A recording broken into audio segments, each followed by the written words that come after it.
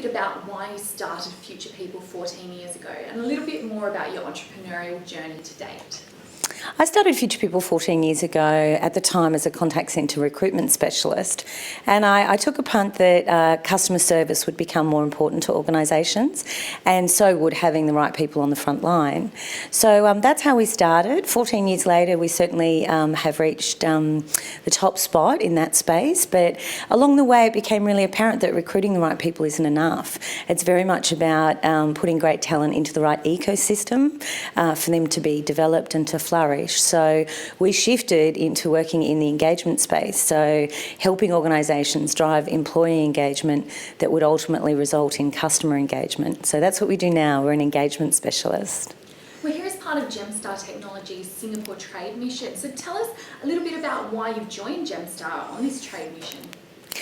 Gemstar's created quite a unique opportunity for Australian companies and entrepreneurs, tech entrepreneurs in particular, to be immersed in the pretty amazing ecosystem that is Singapore's Smart Nation initiative. So, you know, it's been a week of, I guess, getting access to the latest in technology and innovative thinking, and opportunities like that don't come along too often. For me specifically, I came here looking to access the latest technology that could leverage digital engagement, that engagement that we all have with our mobile devices, to drive employee and customer engagement. And I'm really pleased to say that I've found it. My expectations of the mission have been exceeded. The recruitment industry can be a fairly tough sector, as is most service industries, where margins are being squeezed. How have you survived this, and how have you innovated and evolved along the way? The recruitment sector is a tough sector, sometimes tougher than it should be. I think the industry's created a rod for its own back in some ways.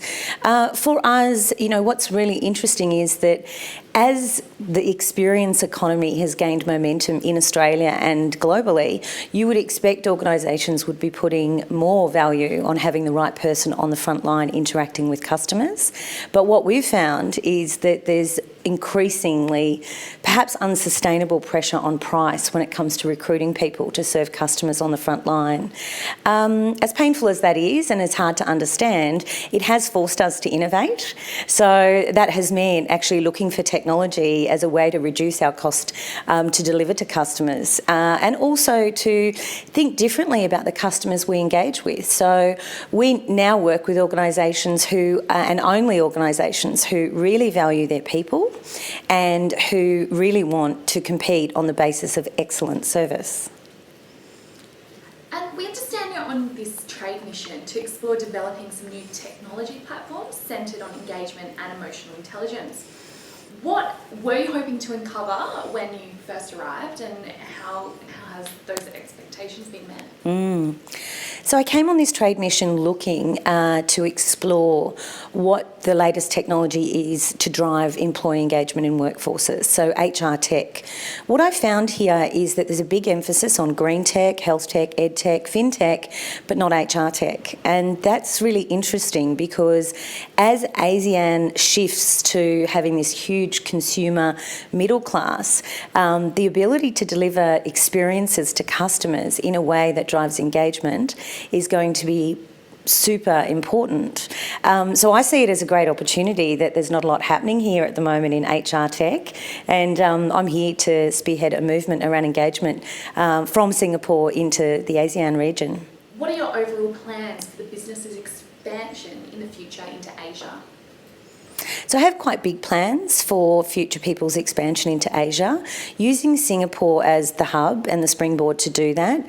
As I said, the ecosystem here that the Singaporean government has created for tech entrepreneurship and to support development of technologies into the greater ASEAN region is quite remarkable.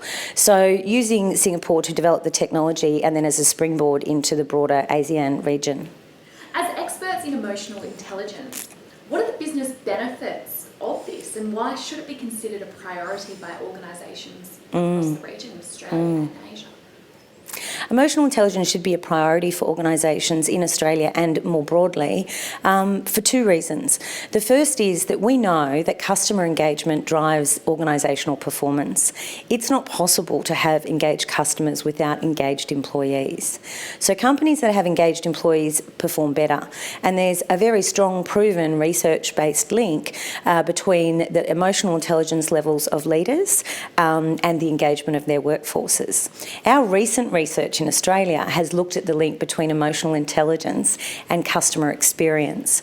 And what it's found is that employees in frontline roles that have high EI create brand advocates of customers.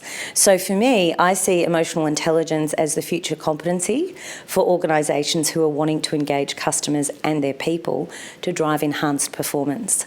We've got a methodology around driving customer engagement through people. It's called Heartonomics, and it's a scientific framework for how to view engagement in the modern organisation. And it gives customers access to what we call the triple bottom line.